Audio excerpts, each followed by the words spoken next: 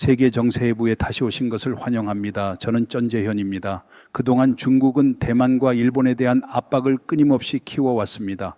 그런데 그 압박은 항복을 이끌어내기보다 대만과 일본이 오히려 미국과 더 밀착하게 만드는 역효과로 이어지고 있습니다. 북경의 자초한 고통이라는 말이 나올 만합니다. 오늘 우리는 이 이야기를 살펴보겠습니다. 배경은 중덧일 관계가 매우 드물게 외교적 위기로 떨어졌다는 점입니다. 오랜만에 중국과 일본이 이렇게까지 팽팽합니다. 이런 긴장은 대만 해협 문제를 새 뜨거운 지점으로 밀어 올렸고 전 세계 여론이 여기에 집중하고 있습니다. 저희는 앞서 대만과 중덧일 이야기를 다룬 바 있습니다. 오늘은 한 가지 각도를 더 분석합니다. 중국은 대만을 떼어낼 수 없는 자국 영토로 간주하며 최근 수년간 압박을 계속 높였습니다. 대만 해협에 전투기를 더 자주 띄우고 대규모 훈련을 하고 침공 준비에 박차를 가했습니다. 2024년 이후 지금까지 그 속도는 확연합니다. 2025년 한 해에만 대만 영공을 침범한 전투기가 1000대를 넘었습니다. 해가 아직 끝나지도 않았는데 이 정도입니다. 산책이라 우기기엔 너무 전력 질주입니다. 중국은 에너지 금수로 석탄과 석유 흐름을 조이고 반도체 공급망을 쥐어틀며 무역 제재로 간접 압박을 가했습니다. 올해 대만 수출은 5%에서 7% 줄었습니다. 대만에 가까운 우군인 일본을 상대로도 북경은 긴장을 키웠습니다. 중국 해경과 선박은 일본과의 분쟁 지역인 센카쿠 열도 중국 명칭 랴오위다오 주변을 상시 순찰했습니다. 2025년 중국 선박 출현은 300차례를 넘었습니다. 일본 주변 해역에서의 해군 활동도 늘리면서 대만 근해 훈련과 묶어 양쪽을 동시에 위협했습니다. 최근 중칠 외교 공방 속에 중국은 여행 경보를 내리고 일본행을 자제하라고 했으며 2012년 때처럼 일본 제품 불매 움직임을 부추겼습니다. 동시에 대일 투자도 줄이며 일본 국내 총생산의 약 0.5%에서 1%의 타격을 입혔습니다. 남도 아프고 나도 아픈 자해성 경제 카드라는 말이 절로 나옵니다. 그러나 이런 압박은 상대를 굴복시키려는 목적과 달리 총체적으로 역효과를 냈습니다. 중국의 강압은 대만과 일본에게 예상바뀌면서도 강한 반발을 불러왔고 두 나라는 물러서기보다 더 단단해졌습니다. 크게 으름장을 놓을수록 상대는 더 차분해지는 역설이 작동했습니다. 먼저 늘 침공의 그늘 아래 사는 대만을 봅니다. 중국의 군사적 위협이 상수가 된 가운데 대만은 라이칭더 총통체제에서 한층 과감해졌습니다. 라이칭더는 2026년부터 2030년까지 400억 달러 규모의 추가 국방 예산을 제시했습니다. 2026년에 국내 총생산 대비 국방비 비중을 3.3%로 2030년에는 5%로 올리겠다는 구상입니다. 5%는 사실상 나토 기대치의 견줄 수준입니다. 현재 대만은 이미 3.3%를 국방에 투입하고 있어 여러 나토 회원국을 앞질렀습니다. 이 지출에는 미국제 미사일과 전투기 도입이 포함되고 자국 잠수함과 드론 등 국산 무기 개발도 병행됩니다. 2025년 국방 예산은 전년 대비 15% 늘어 약 200억 달러에 달했습니다. 물론 중국과 견주면 여전히 작은 규모지만 전략은 다릅니다. 크기보다 가시를 늘리는 방식입니다. 관련해 10월 22일 일보도에 따르면 대만 해병대는 10월 미국 해병대와 대대급 실사격 연합훈련을 처음으로 실시했습니다. 대만 해병 66여단 예하 2 보병대대는 함정 옥산의 지원을 받아 10월 괌의 미 해병 기지에 도착해 한 달간 이탈 및 지원 작전 훈련에 참여했습니다. 이 훈련에서 대만 해병은 공격, 미 해병은 방어 역할을 맡았습니다. 역할을 바꿔보는 이유는 간단합니다. 같은 팀이어도 서로의 약점을 먼저 발견해야 실전에서 강해집니다. 최근 대만은 신형 방공체계 강공도 공개하며 양산 단계에 들어갔다고 밝혔습니다. 미 군사 전문가들은 강공이 이스라엘의 에로우2와 닮은 점이 많다고 지적합니다. 대만은 과거 이스라엘과 군사 연구 개발을 협력해 대한미사일 슝펑1을 만들었습니다. 슝펑1은 이스라엘 가브리엘 마크 1을 토대로 개발됐습니다. 강국 역시 액조덴이 아니라 에로우2 계열의 아이디어를 상당 부분 참조했을 가능성이 거론됩니다. 강궁을 바탕으로 대만판 아이언돔, 이른바 T돔을 구축하겠다는 구상도 라이칭더가 직접 밝혔습니다. 경고는 충분히 했습니다. 못 들었다는 말은 통하지 않습니다. 대만은 접근 거부와 지역 거부 체계도 채워 넣습니다. 하푼 기로에 자폭형 드론으로 상륙을 늦추는 장치를 촘촘히 깔고 있습니다. 20만 예비군의 훈련을 강화하고 가장 가까운 우방인 미국과 일본과 정보 협력을 고도화합니다. 중국이 가장 잘하는 하이브리드 공격에 맞서 사이버 방어에도 돈과 시간을 부어 넣습니다. 익숙한 상대의 교과서를 그대로 두고 볼 수는 없기 때문입니다. 이제 일본입니다. 뒤지지 않습니다. 일본은 최근 국방 역량에 집중하고 있습니다. 2025년 국방 예산은 10% 늘어 약 550억 달러가 되었고 장거리 타격과 우주 방어 체계를 중점 강화합니다. 사네 다카이치 신임 총리는 2026년 국방비를 국내 총생산 대비 2%로 끌어올리겠다고 약속했습니다. 말은 짧고 실행은 빠른 편입니다. 이는 중국의 센카쿠 주변 상시 순찰에 대한 정면 대응이기도 합니다. 일본이 국방 투자를 이렇게 키우는 메시지는 북경이 누구보다 잘합니다. 다카이치 정부는 자위대 개혁을 통해 미국과 나토와의 상호 운용성을 높이고 있습니다. 일본은 비핵 3원칙의 재해석도 검토 중입니다. 특수 상황에서는 미국의 핵무장 잠수함이 일본 항만에 기항하거나 일본 영해를 통과하는 것도 허용하자는 논의입니다. 립서비스가 아니라 정책 설계라는 의미입니다. 다카이치는 대만에 문제가 생기면 일본에도 문제가 생긴다고 못을 박았습니다. 대만 해협의 봉쇄나 무력 침공은 일본의 생존을 위협할 수 있으며 일본은 집단적 자위권을 행사하게 될 것이라고 했습니다. 오키나와 기지를 활용한 후방 지원과 공중 타격을 포함합니다. 대만 강제 합병 구상에 대한 얼음장 같은 경고입니다. 이미 장전은 끝났다는 신호입니다. 일본은 사거리 50km의 지대공 방어체계 타입 영삼을 대만과 가장 가까운 요나군이 섬에 배치하겠다는 계획을 밝혔습니다. 요나군이는 대만과 불과 약 110km 거리입니다.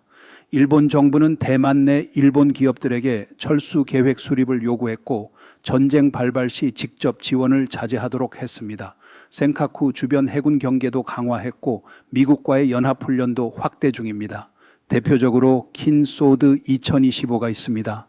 11월 23일 고이즈미 국방상은 요나구니와 이시가키를 시찰했습니다. 이 주버티는 대피시설 건설과 레이더 교란 부대 배치의 중요성을 강조했습니다. 미사일 부대는 이시가키뿐 아니라 요나구니에도 들어서게 됩니다. 11월 21일 외신 보도에 따르면 미 해병대는 최근 2달간 장비를 요나구니로 수송해 미일 연합 군사훈련 용결이 2025를 지원했습니다. 제1도열의 핵심 결절점으로 섬을 바꾸려는 목적입니다. 미군이 상시 주둔하면 대만 지원은 훨씬 수월해집니다. 미일 대만의 비공식 동맹, 실질적 전략 협력이 강화될 가능성은 높습니다. 일본 국민의 48%가 대만을 위한 집단적 자위권 행사에 찬성합니다. 다만 전쟁 확전 위험 때문에 지금은 공동 방어 차원에 머뭅니다. 그러나 그 정도의 방어 공조만으로도 북경의 무력 통일 시나리오는 커다란 물음표를 맞습니다. 속전속결을 원하지만 길에는 가시가 수두룩합니다. 대만 문제에서 북경은 줄곧 내정과 레드라인을 강조하며 외국에 겁박을 퍼부어 왔습니다. 그런데 높은 압박 속에서 대만은 오히려 국제 지지의 문을 열어 북경의 외교적 포위망을 깨고 있습니다. 고립을 노렸지만 스포트라이트를 만들어준 셈입니다. 11월 9일 대만의 샤오메이친 부총통은 브루킹스에서 열린 아이펙 연례회의에서 연설했습니다. 대만 총통부 대변인 고 야후이는 이 방문의 의미를 4가지로 설명했습니다. 첫째, 국제사회에 대만 민주화 자유에 대한 인정이 더 뚜렷해졌고 오랜 노력의 성과가 글로벌 무대의 자신감으로 이어졌다는 점입니다. 둘째, 대만은 글로벌 공급망의 핵심일 뿐 아니라 민주동맹의 믿을 만한 안보 파트너라는 점입니다. 셋째, 대만 시민이 국제기구와 활동에 참여할 기회를 갖는다는 메시지를 분명히 했다는 점입니다. 넷째, 북경의 압박에도 대만이 이를 뚫고 세계 무대에 설 힘과 자신감을 보여주었다는 점입니다. 흔치 않은 장면입니다. 대만이 국제 무대에서 이처럼 편안하게 말하는 모습이 얼마나 어려운지 우리는 압니다. 국제 지지 확대, 미일 대만의 사실상 동맹 시동, 다카이치의 집단적 자위권 경고까지 더해지며 대만은 스스로 전쟁을 피할 힘을 키우고 있습니다. 북경이 무력 통일을 여러 차례 공언할 때마다 역설적으로 대만의 결기는 더 단단해졌습니다. 물론 오늘날 약속과 보장은 종종 종이 쪼가리 취급을 받습니다. 대표적인 사례가 우크라이나입니다. 러시아와 미국, 영국, 프랑스 같은 강대국들이 우크라이나의 안보를 보장한다고 약속했고 그 대가로 우크라이나는 구소련 핵을 러시아로 넘겼습니다. 서명 잉크가 마르기도 전에 2014년 러시아는 크림을 합병했고 2022년에는 전면 침공을 감행했습니다. 그래서 미일의 대만 안보 약속도 절대 불변의 보험은 아닐 수 있습니다. 우크라이나를 향한 러시아의 전쟁은 명분 대신 가격표가 먼저 무너지는 전쟁이라는 사실을 매일의 피와 영수증이 증명합니다. 선전은 요란하지만 국제 유가가 꺾이는 순간 허세가 가장 먼저 주저앉는 장면을 우리는 수없이 보았습니다. 정의를 말하는 척하다 계산기를 두드리는 손이 더 바쁜 전쟁, 그게 바로 이 부당한 전쟁의 민낯입니다. 대만은 이 점을 잘 압니다. 그래서 미연일의 우산에만 기대지 않습니다. 스스로 돕는 자를 하늘이 돕는다는 간단한 진리를 실천합니다. 북경의 눈에는 매우 거슬리는 전략, 바로 바다고슴도치 전략입니다. 침공을 상정해 상대의 비용과 시간, 위험을 끝없이 키우는 비대칭 방어 교리입니다. 대만 전체를 삼키기 어려운 가시투성이로 만드는 발상입니다. 크고 비싼 장비를 많이 갖추는 대신 작고 싸고 이동성이 크며 분산된 장비를 받아와 산과 도시결에 촘촘히 박습니다. 인민해방군의 압도적 화력과 정면 대결을 피하고 약한 고리를 찌릅니다. 핵심은 시간을 버는 것입니다. 미국과 동맹의 개입을 기다리며 대만의 산악과 험한 해안선, 고밀도 도시 구조를 최대한 활용합니다. 이 아이디어는 2008년 미 해군대학에서 처음 제안되었고 2017년 이시기 명장 리시밍 체제에서 종합방어 개념에 공식 통합됐습니다. 상정 시나리오는 해상 봉쇄, 미사일 공습, 상륙입니다. 요소는 이렇습니다. 첫째, 비대칭과 분산, 소형 이동 체계를 민간 속에 숨겨 생존성을 높이고 드론 군집, 기로의 이동식 미사일로 합동 영역을 마비합니다. 둘째, 지구력, 몇 주를 자력으로 버틸 탄약을 비축하고 200만 예비군을 모으며 병력을 1년으로 늘립니다. 2024년부터는 대만 탄력성 강화법 2022에 따른 100억 달러 지원으로 대규모 탄약창을 구축합니다.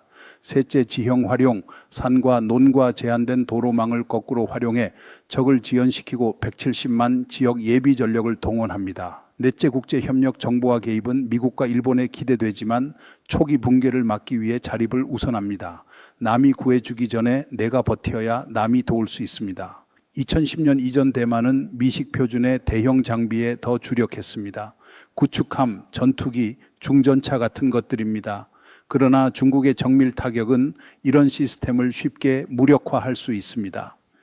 2022년 러시아의 우크라이나 침공은 비대칭전의 효과를 현장 교과서로 보여주었습니다. 2017년 대만의 국방평가보고서는 결연 방어와 다영역 억제를 강조했고 바다 고슴도치 전략을 토대로 삼았습니다.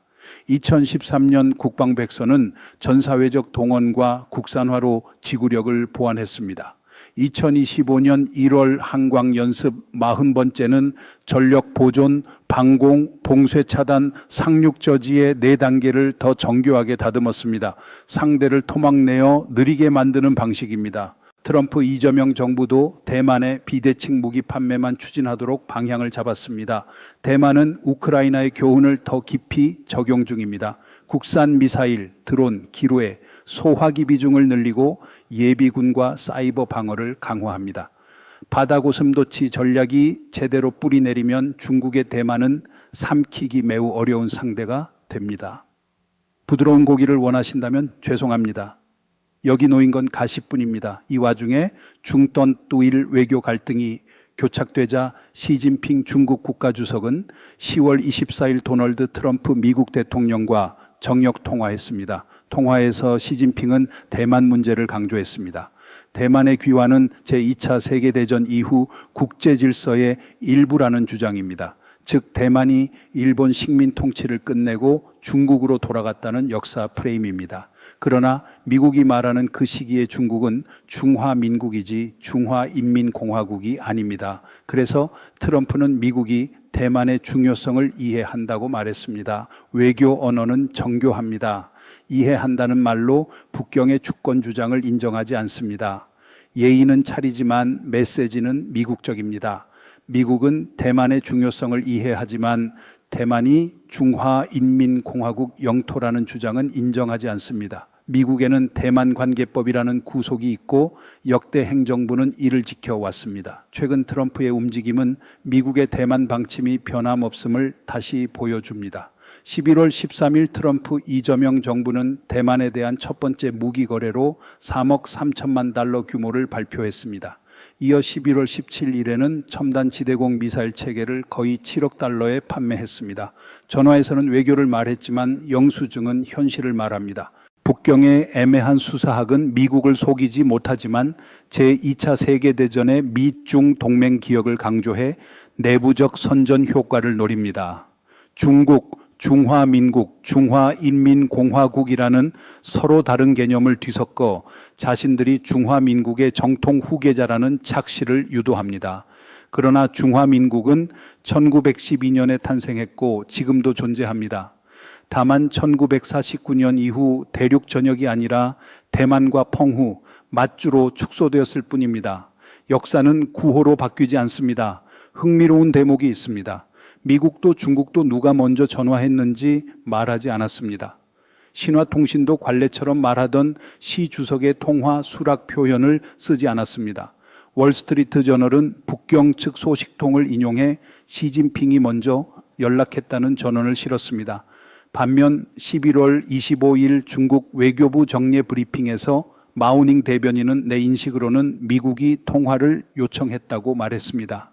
그러나 다수 관측통은 시 주석이 먼저 전화를 건 것으로 봅니다.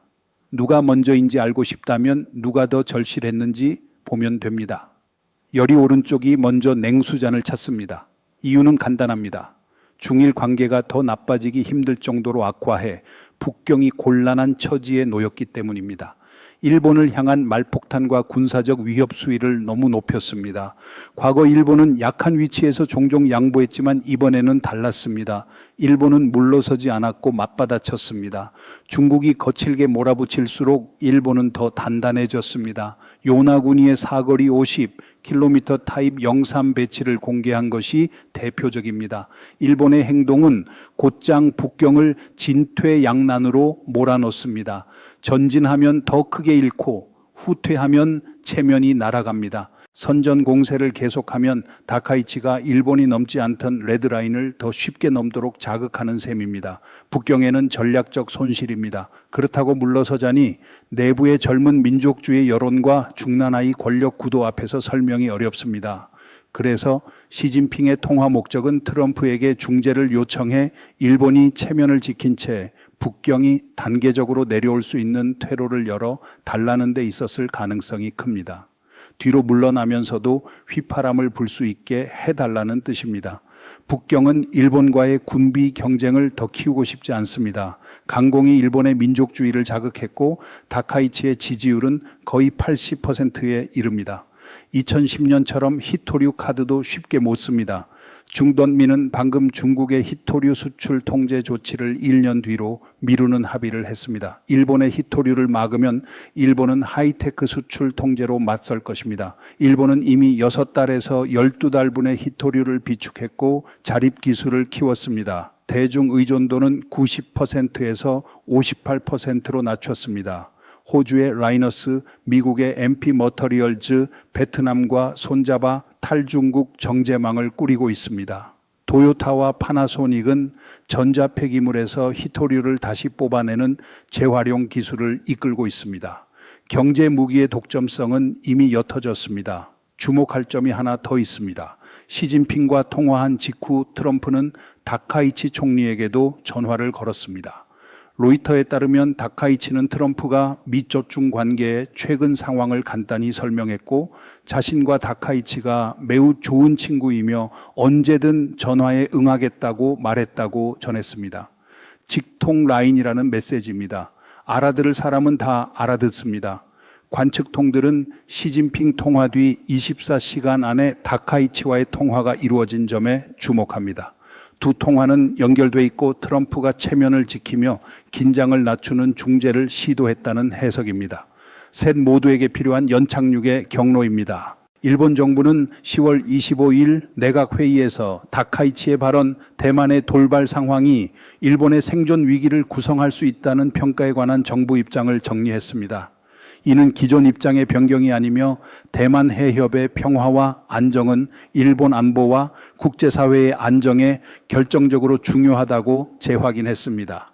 문제는 대화로 평화적으로 해결되길 희망한다고도 했습니다. 원칙은 단단하되 표현은 균형 잡힌 대응입니다.